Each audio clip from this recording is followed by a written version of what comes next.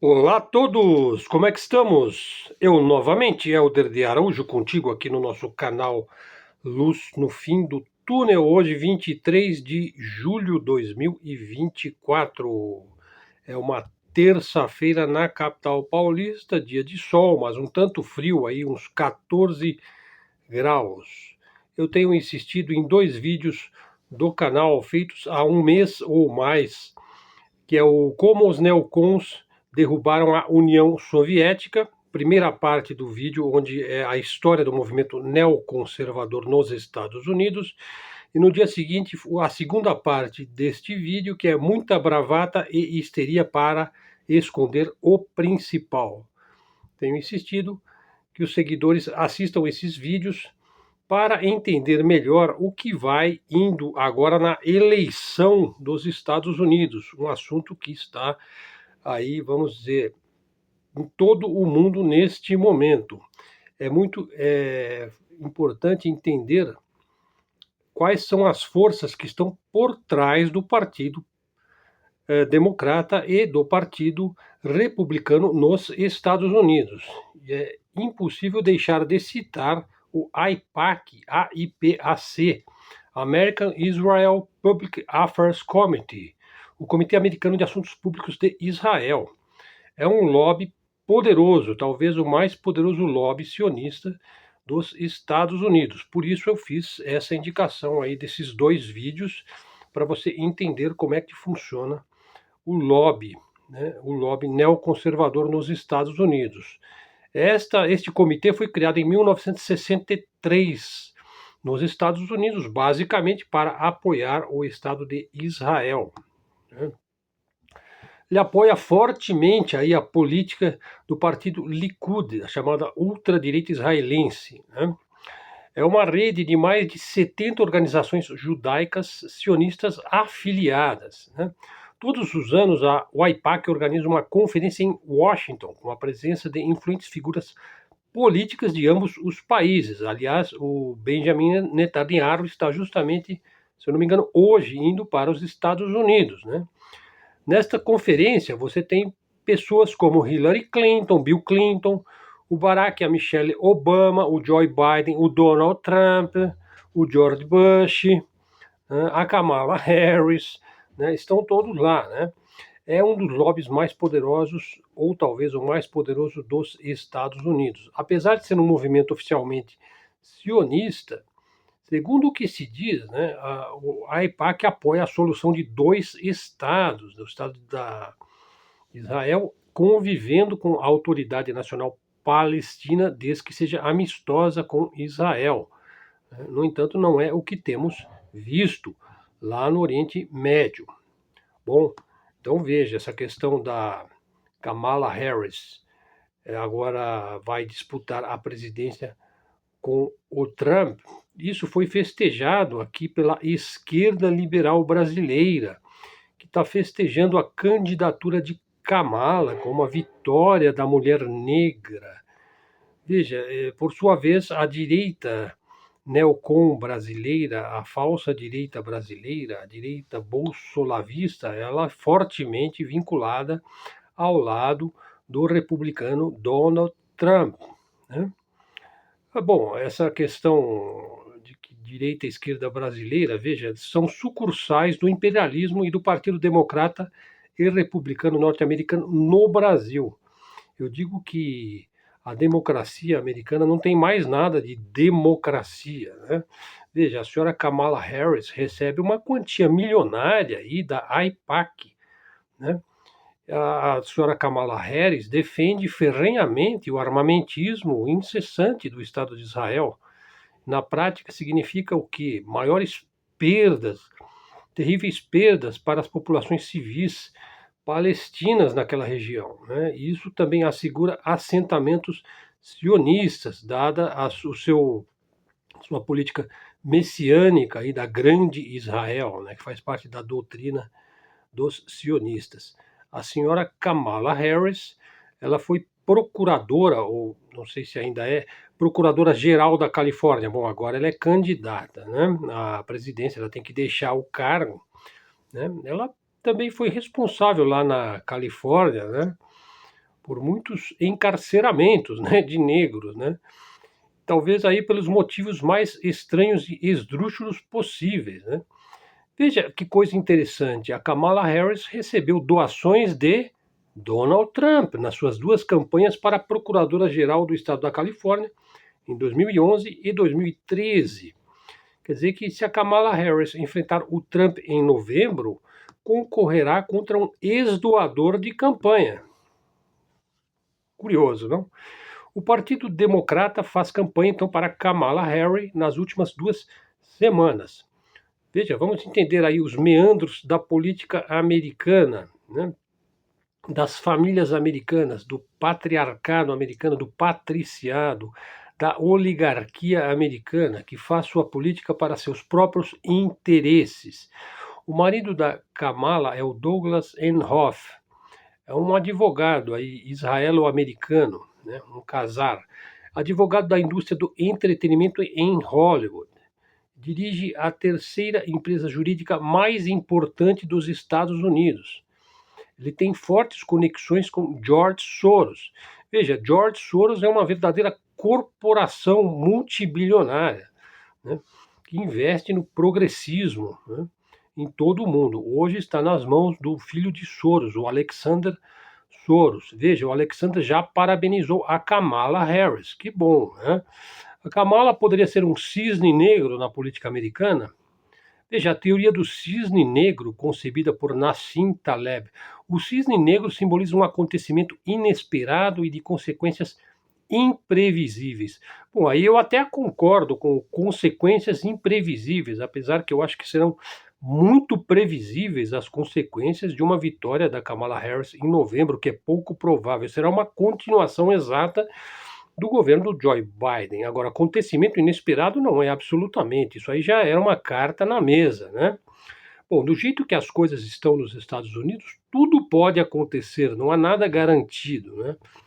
Veja, e também é importante aí para os que acompanham a política norte-americana, dada a sua influência global, quem será o vice-presidente da Kamala Harris? Mosaico étnico interessante. A mãe de Kamala é hindu e o pai é afro-americano. Veja, ele já entrou em confronto com o Trump, o pai da Kamala. O Trump diz que a Kamala é mais fácil de derrotar do que o Joe Biden. Bom, imagino que ela não está com a idade do Biden, nem é senil no grau apresentado pelo Biden lá naquele embate que houve entre ele e o Trump, quando ficou patente, né, que a senilidade do Biden foi escondida, né, ou camuflada aí pela mídia e pelos próprios partidos aí dos Estados Unidos. A máquina do Partido Democrata não é brincadeira, né? Nada está ganho ainda para Trump. No caminho tem o George Soros, tem o grupo lá de Hollywood, tem o marido de Kamala, tem grupos na Califórnia, tem Nancy Pelosi, que tem apoiado aí também a Kamala, tem o lobby sionista aí, o AIPAC, por trás dos dois candidatos, né? É preciso que se diga, né? Veja, eles apostam nos dois cavalos e ganham de uma forma ou de outra, né? É preciso acompanhar muito bem a política também da Califórnia. Veja, é algo muito complexo. Por exemplo, a Califórnia é um país que tem uma grande quantidade de eleitores mexicanos, né? E Trump tem que tomar muito cuidado com a sua política agressiva em relação aos imigrantes, né? Hoje, inclusive, eu quero abordar a questão do embate entre Trump e Bukele, né? Bom, veja, mas vamos ainda terminar esta primeira parte do nosso vídeo. Veja, a ex-esposa do atual governador da Califórnia, o Gavin Newsom, a Kimberly, uma porto-riquenha, veja, é a atual companheira de Donald Trump Jr., né? E o novo casal aí sequer foi na convenção republicana de seu pai, né? Do pai do Donald Trump Jr., que está namorando com a Kimberly, que foi ex-esposa do atual governador da Califórnia, né? Veja, os Estados Unidos são governados desta forma, é uma forma bastante característica. São geridos por dinastias familiares. Elas têm o seu próprio jogo, a sua própria dinâmica, o seu próprio interesse. É importante mencionar aí que o Newsom, o governador da Califórnia, é uma das principais figuras do progressismo dos Estados Unidos. É um, ele veio do Partido Democrata. Veja, é defensor de longa data do casamento entre pessoas do mesmo sexo. Ele advoga pelo controle de armas nos Estados Unidos, a legalização da cannabis, promove também uma pauta aí progressista e socialista, que é da saúde universal, né? O Trump sempre se coloca contra qualquer espécie de política que lembre socialismo ou estatismo, né? Bom, os doadores de campanha são muito importantes. Veja, acabam de doar 90 milhões de dólares para os democratas aí, para Kamala. O dono da Tesla, o Elon Musk, é o que dá o tempero na política americana também, comentou que ia sair da Califórnia porque ele não tolera que crianças pequenas sejam estimuladas nas escolas que possam trocar de sexo, muitas vezes a revelia da vontade de seus pais. Se há algo que se pode considerar como algo satanista, é esse negócio de trocar de sexo de crianças, né? E o Musk acaba ganhando muitos pontos com os conservadores, ou os ditos conservadores, né? Bom, como se costuma dizer, isso não acabará até que termine, mas parece que não termina, né? Talvez termine aí uma parte da primeira parte, vamos dizer, do embate entre os dois candidatos, até a convenção de agosto do Partido Democrata. Teme-se uma balcanização da política americana, uma luta interna, né, um fatiamento do poder. O fato é que um embate, pelo menos do ponto de vista da superfície, do ponto de vista, digamos, do homem comum, existe uma forte divisão, uma forte polarização nos Estados Unidos. É algo muito mais sério do que a divisão aqui no Brasil, né? Veja, e a Hillary Clinton, que é uma das psicopatas aí mais famosas do mundo, anda dizendo às gargalhadas, né, que adoraria ser candidata novamente. Talvez ela seja a vice da Kamala, né? Obviamente que o Trump gostaria mais da Kamala como oponente do que da Hillary Clinton, que é um osso duro de roer, né? Bom, parece que pelo menos por enquanto que a Kamala Harris será a candidata certa aí para substituir o Joe Biden. Veja, ela não seria a melhor candidata que os democratas poderiam ter no lugar do Biden, né? Mas ainda faltam algumas semanas para confirmar tudo isso. Bom, terminamos então a primeira parte aí do nosso vídeo. Eu gostaria de falar agora sobre essa questão aí que envolve o Bukele contra o Trump. Houve um bate-boca aí na internet. Geralmente essas coisas acontecem no X, no Twitter, né, e acabam resvalando e se propagando para as outras redes, com muitas paixões, né, em torno de tudo isso. Bom, aqui na América Latina nós temos dois políticos que estão em forte evidência hoje. Um é o ultradireitista, né, o Milei, da Argentina. O outro é o Nayib Bukele, o jovem presidente de El Salvador, né, que captou a atenção global pela sua abordagem implacável contra o crime em El Salvador. E é um momento em que o Trump prometeu, inclusive esta semana mesmo, já com o tampão na orelha e contando toda a história de como é que foi o tiro, né, e como é que ele vai salvar os Estados Unidos. E ele prometeu aí deportações de imigrantes para seus países de origem. O Trump lança seus dardos à política de imigração de El Salvador. Veja, inclusive ele falou explicitamente, olha, eles estão enviando seus criminosos para os Estados Unidos e nós não temos de aguentar mais pessoas estúpidas por aqui. Isso provocou grandes aplausos efusivos durante seu comício. O Trump sabe mesmo criar um efeito de show de rock à sua volta, né? Bom, a resposta de Bukele não demorou a chegar, né? Com a precisão cirúrgica, o jovem presidente salvadorenho, naturalmente utilizou as redes sociais. E ele diz: El Salvador é o país mais seguro do hemisfério ocidental. E colocou gráficos, né? Mostrando que naquele dia que ele mostrou o gráfico lá na rede social, nenhum homicídio ocorreu em El Salvador, né? No entanto, vários homicídios ocorreram nos Estados Unidos, né? E defendeu aí a sua política, né? Veja, vamos nos aprofundar aqui um pouquinho sobre a história recente de El Salvador. Durante décadas, o país foi atormentado pela violência e pelo crime de gangues, né? Com taxas de homicídio terríveis. Colocaram El Salvador entre os países mais perigosos do mundo. No entanto, sob a administração de Bukele, os números ligados ao crime sofreram uma redução drástica. A taxa de homicídios diminuiu mais de 70% durante o governo de Bukele, um feito que é reconhecido até mesmo por seus críticos e oponentes políticos. Em contraste, os Estados Unidos registraram um aumento de violência, inclusive durante a administração Trump. A taxa de homicídios nos Estados Unidos aumentou 23%, né, durante o mandato de Trump.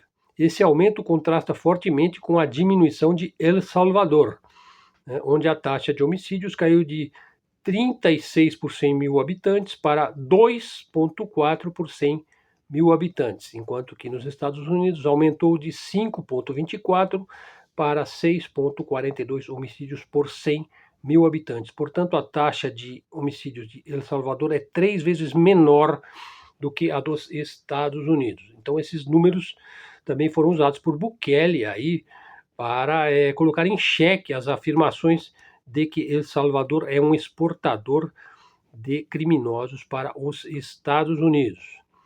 Bom, então é interessante acompanhar essa questão, porque o Bukele ele realiza um dos maiores experimentos aí de engenharia social do mundo. Ele implementou uma série de medidas drásticas para combater o crime. Tem um vídeo aí muito interessante onde você pode ver por dentro e por fora o centro de confinamento do terrorismo, uma prisão enorme de segurança máxima destinada a albergar os criminosos mais perigosos de El Salvador, né? Essa política aí foi bastante apoiada aí, naturalmente o Bukele é um líder político, né? Bom, e a resposta de Bukele a Trump não se limitou apenas à questão da segurança e da criminalidade. O presidente salvadorenho também enviou ao líder americano uma crítica ao próprio Estados Unidos, né? Ele diz que a violência nos Estados Unidos é um problema recorrente e preocupante, né? Tiroteios em massa ocorrem quase que diariamente nos Estados Unidos e você tem um aumento da criminalidade nas cidades. Antes você tinha aí algumas ruas lá de Los Angeles, em São Francisco, com Cracolândia. Hoje você tem isso em praticamente todas as grandes cidades dos Estados Unidos. E segundo o que se diz, uma perda gradual do American Way of Life, aí, da classe média americana. Parece que a classe média americana a poderosa classe média americana, né, já não é tudo aquilo, está sofrendo aí com as dívidas, algum desemprego, ao mesmo tempo você tem uma concentração de renda cada vez mais escancarada, né? Então a administração Trump enfrentou aí muitos problemas, aí muitos desafios. O próprio Trump quase perdeu sua vida, muito recentemente, né? Ou seja, o crime está entranhado na própria política americana, no seu próprio modo de fazer política, né? As relações de poder, né, nos Estados Unidos são muito brutais, né? Veja, e o Trump, então, ele vai culpar fatores externos, como a migração, né, mas as falhas são internas. Está no âmago, aí é que entra o ponto, ó, do sistema competitivo e capitalista americano. Então, aí ele mexeu com a questão ideológica. Veja, o Bukele adotou uma abordagem aí de combater o crime que envolveu as Forças Armadas, a Polícia Civil e, veja, implementou programas sociais, programas de política pública, de política social para prevenir a violência e reduzir a criminalidade. Então não adianta você apenas combater o crime no atacado, né? E também não promover no varejo programas sociais, né, de inclusão, de educação, né, de emprego, né, de profissionalização, de oferecer condições a quem não tem condições e já nasceu numa situação onde a pessoa não tem condição, né? Então a gente pode dizer que hoje o que acontece em El Salvador é um experimento sociopolítico impressionante, né? Então, assim, a troca de farpas entre Trump e Bukele reflete duas abordagens muito diferentes. Veja, o Trump usa a retórica inflamada para mobilizar os seus seguidores e o Bukele apresenta números para demonstrar as suas conquistas e aproveita e faz uma crítica. Então, nós estamos de volta à velha dicotomia Ocidente-Oriente, capitalismo versus socialismo, né? Veja, em um vídeo recente, o Nayib Bukele, veja que agora que interessante, olha, ele que é tido como um homem de direita, e até de extrema direita, de ultradireita, ele disse: eu não sou de direita, eu sou de esquerda, e fez críticas contundentes ao capitalismo, sobretudo ao capitalismo do tipo norte-americano. O Bukele disse então que a regra do capitalismo é a lei da selva, é bom para quem está dentro dele e também para impedir que se possa entrar nele. O capitalismo americano coloca o tigre contra o carneiro e somente o mais forte vai se dar bem. Então o Bukele se afirma de esquerda e faz uma crítica ao capitalismo. Isso deixou bastante confuso aí, tanto os que estão do lado do Bukele como aqueles que criticam, né? Veja, o Bukele quer se ver fora da chamada direita. Na verdade, ele está apontando para o Donald Trump, né, e utiliza aí uma imagem convencional. Destacou a brutalidade, a desigualdade do capitalismo, onde desde sempre muitos não têm e nunca terão oportunidade de sucesso e têm de se conformar a uma desigualdade estrutural. O indivíduo já nasce numa condição onde ele não tem condição de ascender socialmente, né? E o Bukele não parou por aí. Ele diz: olha, eu acredito que o Estado deve garantir a proteção dos mais fracos. O Estado deve proteger os vulneráveis. Veja, é uma posição claramente de esquerda, daquela esquerda raiz de antigamente, né? Não a esquerda liberal, né, de hoje em dia. Veja, e ele também sublinhou a necessidade de um equilíbrio onde as forças de mercado não seja a única verdade que vai determinar o destino das pessoas. Quer dizer, é uma visão que contrasta aí frontalmente com a fase neoliberal atual, a qual começou mesmo para valer nos Estados Unidos desde a época de Ronald Reagan, né? Veja, a ideologia do livre mercado, né, que é defendida aí por políticos que veem qualquer intervenção estatal como uma verdadeira ameaça universal à liberdade econômica, né? Pior, eles veem isso aí como a exploração, né, que você falar em política pública, você está querendo enganar as classes baixas, você está querendo ficar rico em cima de vender ilusões e tudo mais. O Trump defende, como bom americano, políticas pró-capitalistas, né, e critica comumente formas de intervenção estatal, como uma ameaça à liberdade econômica, né? Então aí, muitos que tentaram classificar o Bukele na direita, né, Bukele mostrou que não é assim, que é necessário combinar elementos da esquerda, por exemplo, políticas públicas e sociais, e elementos da direita, por exemplo, o combate inteligente ao crime e à criminalidade. O Trump é conhecido aí pelas suas políticas anti-imigração e não aceitou as críticas de Bukele. E, inclusive, acusou o Bukele que ele não impede o fluxo de criminosos para os Estados Unidos, né? O Bukele respondeu com firmeza e defendeu suas próprias políticas. Bom, essa disputa ideológica não tem nada de novo, não é mesmo? Aponta para uma tendência da relação que se vai estabelecendo entre os Estados Unidos e a América Latina. Esse ponto é importante, né? A postura crítica do Bukele, veja, ela surge justamente no momento em que os Estados Unidos enfrentam vários problemas internos, né? O Trump tem se valido muito aí dos slogans do American Way of Life, recuperar o American Way of Life, quer dizer, o poder de consumo da classe média que está cedendo, está perdendo, está caindo, aquela coisa de fazer a América, né? Do America First, do Make America Great Again, né? E das virtudes do capitalismo, né? Virtudes essas que estão cada vez mais opacas, né? Mais escurecidas, né?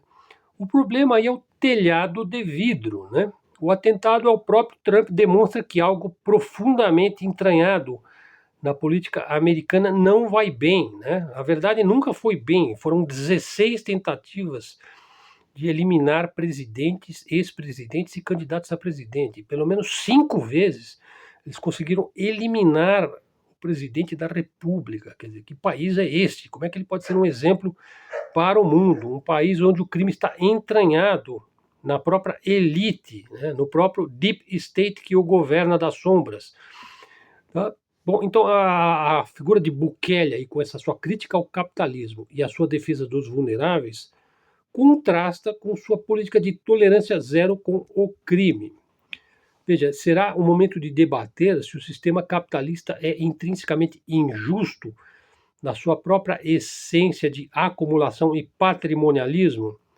Os Estados Unidos têm como ser great again? É possível oferecer uma alternativa que combine prosperidade e segurança com justiça social, ou pelo menos com um mínimo de justiça social e de oportunidades para quem nasce numa situação desvalida? E a divisão Oriente-Ocidente está aí de volta nessa discussão, né? O capitalismo versus o socialismo está na ordem do dia aqui na América Latina. Parece que os problemas da humanidade sequer começaram, né? E o desvairado Milei quer impor que argentinos só possam se aposentar aos 75 anos de idade. E Milei, lá da Argentina, que é uma visão, uma postura completamente oposta do próprio Bukele, que é seu colega aí hispano-americano, Milei diz que pagar pensão é uma despesa desnecessária, né? Ele também se diz um ferrenho inimigo do contrato de trabalho, da previdência, dos direitos trabalhistas, né?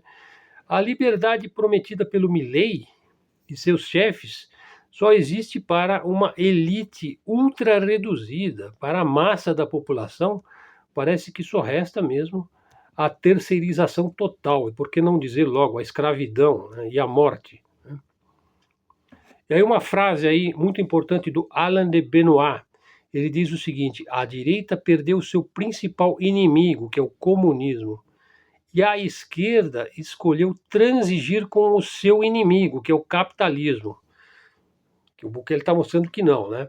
O resultado é que a direita já não pode mobilizar o seu eleitorado denunciando o perigo coletivista, né? Enquanto que a esquerda já não pode se unir, né, propondo a mudança da sociedade.